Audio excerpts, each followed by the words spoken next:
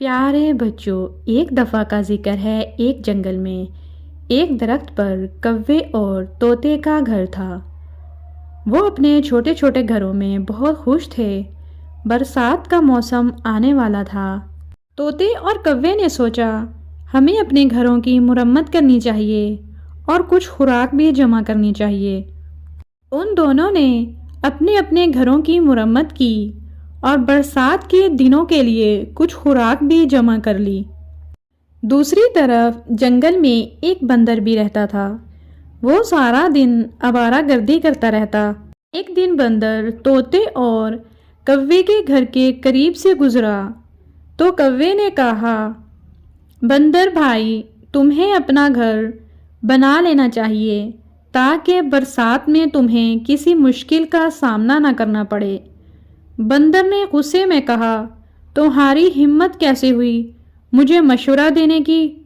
یہ کہتے ہی بندر وہاں سے چلا گیا۔ طوطا اور کوا درخت پر بیٹھے تھے کہ اچانک بارش شروع ہو گئی۔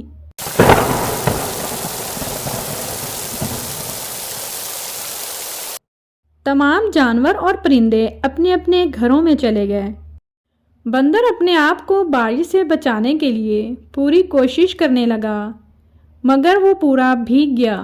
بارش میں بھیگتے ہوئے بندر طوطے اور کوے کے پاس آیا اور ان سے کہنے لگا، کیا تم لوگ میری مدد کر سکتے ہو؟